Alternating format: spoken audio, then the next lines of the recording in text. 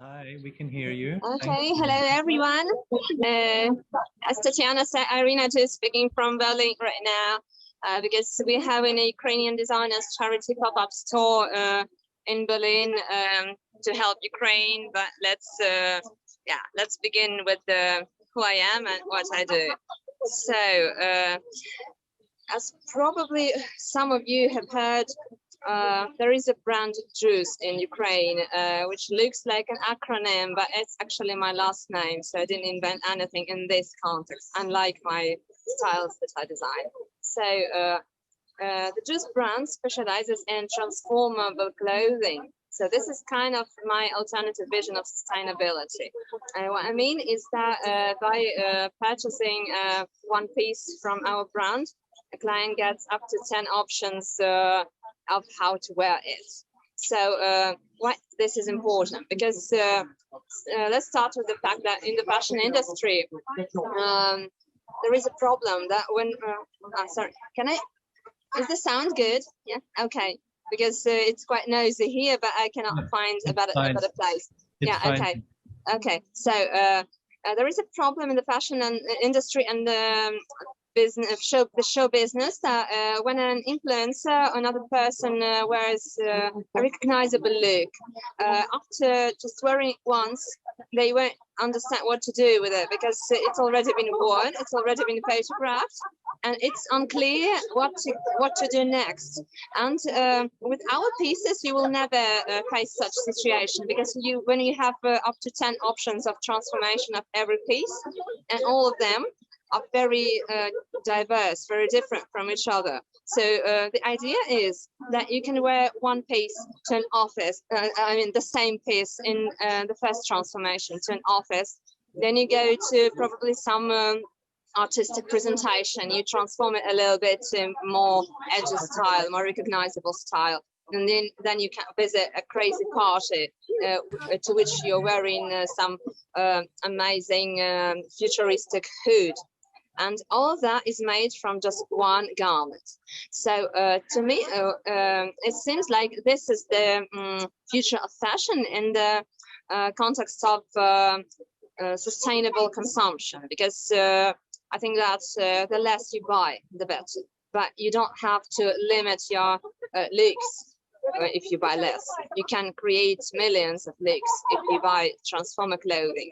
And now, when we faced the situation with the evacuation of Ukrainian people, and also speaking of people from fashion influencers who travel a lot, they can pack very compactly. They can just take a couple of pieces with them, and still they can have a variety of looks which will never be the same, which they can combine in any ways and transform during the day. And that's the idea of my vision of sustainability. Our materials have always been ethical since the brand was started in 2010. Well, since because I'm a vegetarian by myself, and my husband who is my business partner. So the brand is cruelty-free, and it has always been cruelty-free, like before it became hype. And before all of that greenwashing thing that is happening right now. So we're trying our best to make sustainable pieces. But what I can guarantee is that our pieces are 100% cruelty-free, which is the most important thing for me. What can I also said?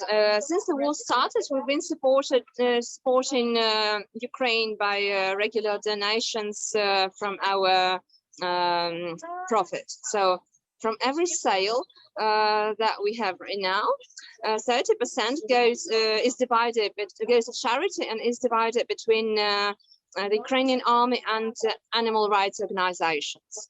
So because animal rights has always been in the first place for me, and nowadays when a lot of pets are abandoned and the wild fauna has faced a disaster, an ecological disaster, we all have to remember that not only people need our aid, but animals as well. And about the army, I think it's quite clear. Speaking about my story, if anyone is wondering. On the 24th of February, me and my husband, I would like to say that we woke up that morning, but no, we were not sleeping because we were already very, very anxious about all the precautions that we heard on the mass media, and we couldn't sleep. And so then we heard of those explosions, and since we live out of the city, we heard a whole range of explosions like that took place around the city, around Kiev.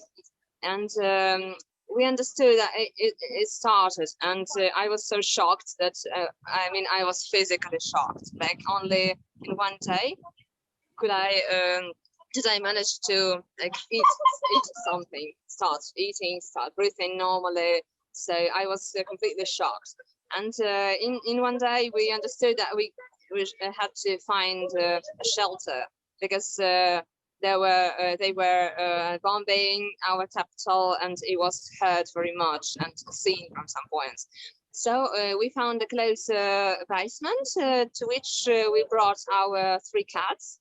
And well, after spending 2 days in that basement, my husband said that for the animals it's quite suffering, like the fact of being in that basement, because they didn't understand why they were punished. They treated it this way. So he just took the animals and brought them back to the apartment and said that he would just stay with them, just to make sure they're okay. And if some, I don't know, fire starts, that he can react quickly, just not to leave the animals in the apartment. So he just risked his own life to be with them and to make the situation for them more emotionally convenient. I spent 2 days more in a basement, and when another curfew ended, I just thought that, well, I couldn't stand this any longer. I mean, in the practical understanding. There was almost no internet there, so I realized that I just couldn't do anything for my work.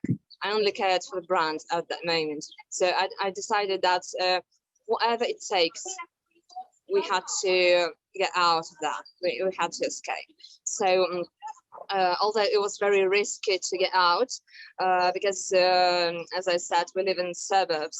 So between the suburbs and Kiev, severe contact battles took place, and we really took risk, but a friend of our family just agreed to drive us to the railway station. And so then we waited for evacuation trains. It took quite long, and then we could get to the Western Ukraine. That used to be a bit safer, but back then, before explosions began there as well, in a while. So back then it was okay, and we took our animals, of course, and we only had like one bag to put our collections in, because since we had a lot of we had 3 animals, and we realized that my husband just wouldn't be allowed to cross the border because of the martial law. So I could be required to bring all I had for just to walk with all of that several kilometers maybe. So we just had to realize that we had to make choice between what we really needed to evacuate with us. And so I made a very, very brief selection of our latest collection, and I took it was nearly half of the collection, so kind of 11 pieces probably, which I took to Poland with me, because from the Western Ukraine I had my own. I moved across the border, and I moved to Poland with my cats. So now I'm based there temporarily, and after that, well, I tried to resume my work. I'm doing my best. I'm focusing on the PR aspect, because not because I want to be famous, obviously, but because it's very important now to talk to the world community, to speak up about what's really happening, to tell real stories of normal people, which we are, and to communicate the fact that not only some military structures are influenced by everyone, including the fashion industry, including the style industry, So everyone is heavily affected by the situation. So I also worked as a stylist for the last 15 years. And what can I say? With the current situation in Ukraine, I can say that for the nearest future, my styling work in Ukraine won't be possible. So that's why I'm now beginning, like not from scratch, not from zero, because I have a lot of background. So I'm trying to start a new page of my professional life as a stylist in Europe. Like I'm now communicating agencies and communicating magazines to I don't know if I'd now I'd ask the moderator, Tatiana, could you maybe please turn on my styling portfolio presentation so I can tell a little bit more of what I'm doing, like what's my second direction. Like, is it possible? Okay. Так, зараз we can make just a few seconds. Okay, thank you so much. So meanwhile, I'll probably tell you, let me think what's also relevant to tell. I'll tell you that now I'm in Berlin. As I said, we're making a charity pop-up store right now because the aim is to both there are even three purposes. First is to attract attention to Ukrainian culture, to Ukrainian designer, to make it more popular, to give people an opportunity to get to know Ukrainian fashion. So, and the second purpose is to help the designers to sell clothing, and the third purpose is to make charity donations. So all of the designers are donating a certain percent from the income from their profits to certain verified organizations in Ukraine. So yeah, taking a look at my styling work, you can see that I collaborated with a lot of magazines, so basically from Ukraine. So very rarely did I travel on purpose to work for some projects. So mainly I've worked as a stylist in Ukraine, sometimes in Paris, and now really have been done. Well, it's definitely sad because when I moved, I had to update my portfolio because in Ukraine I already got used to the fact that many people from the industry know me, that I don't need to update my portfolio because it was obvious that like they could collaborate with me, and I didn't have the industry is quite small in Ukraine, so there was no necessity of catching the clients all the time, and I was quite relaxed about that. But now I really realized that I was competing with like everyone in the European industry right now, which is very tough, and obviously, and so I had to collect my portfolio from the very beginning, like consisting of the most interesting, in my opinion, projects throughout the last several years. So what you can see are publications, sometimes cover stories for European, American, Asian magazines. Also some examples from my work for my own brand, as what we see now is Dzhus campaign. And this is obviously a cover story of a magazine, of a US-based magazine. As a stylist, I'm working in very different directions, and what really differs my styling work from my design work is that my brand is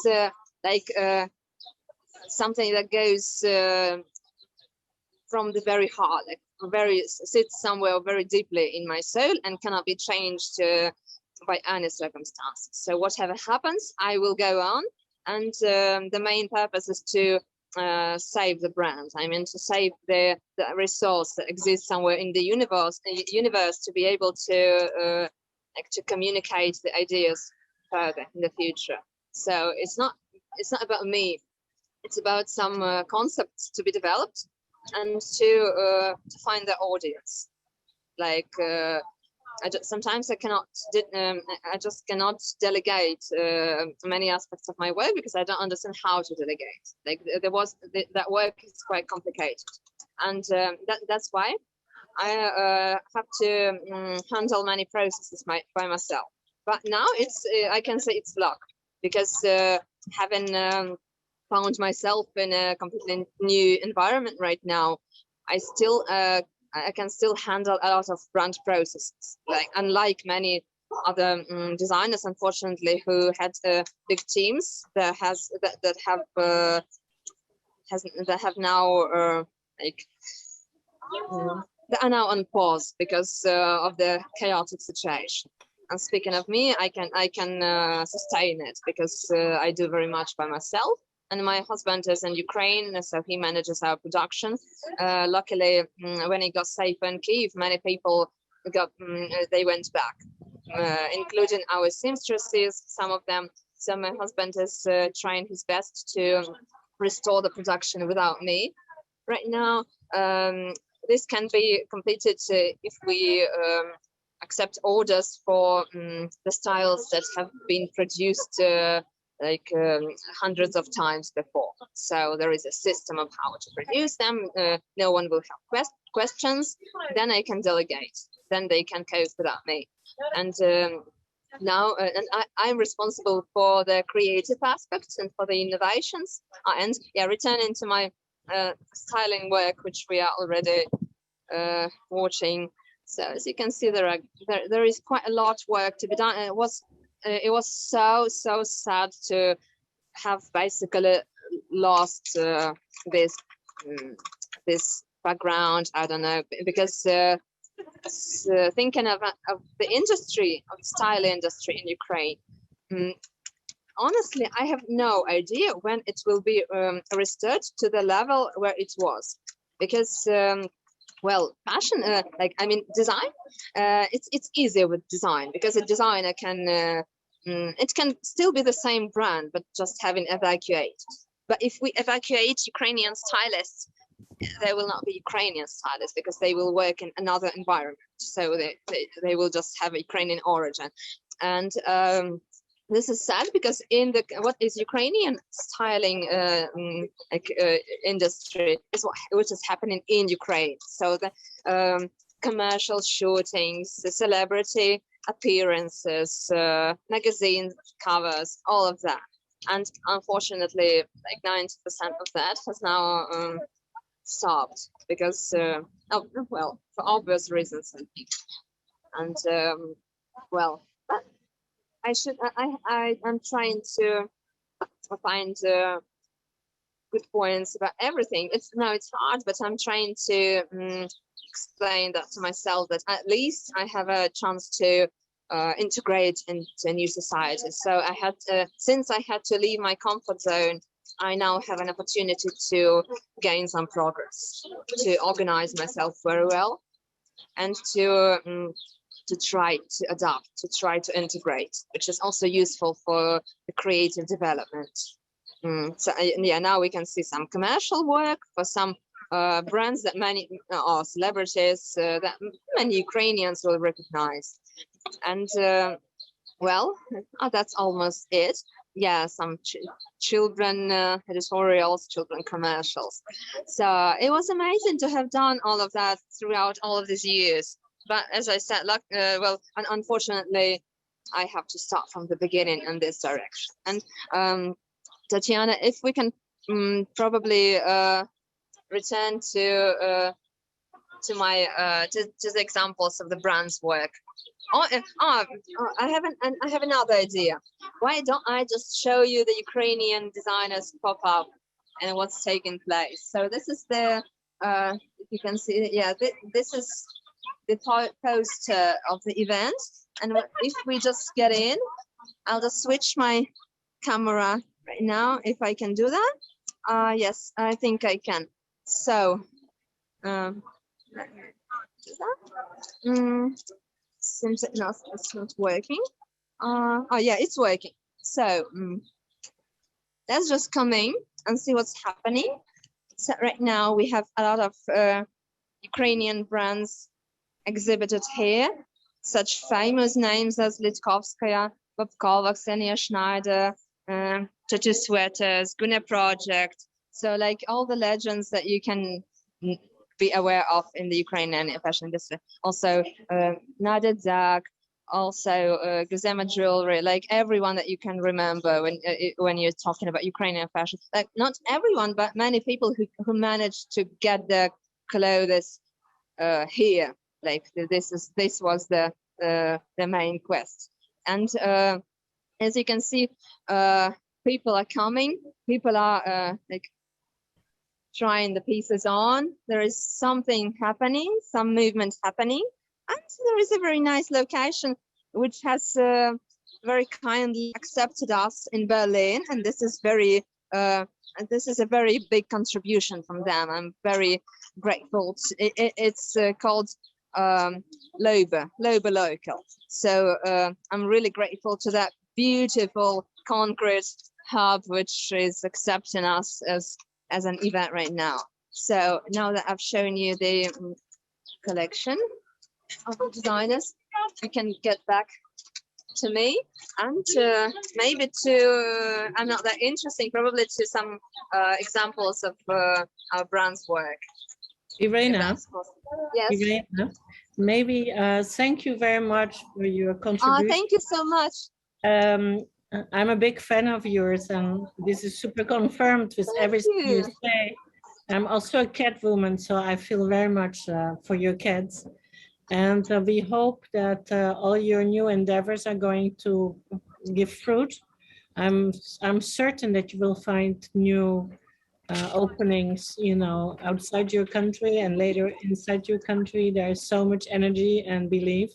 So, and you have so much stuff that I cannot see why that would not happen. Thank you so much for this. This is greatly appreciated. Uplifting, thank you so much. Beautiful speech. Thank you. Thank you. Bye-bye. Yeah.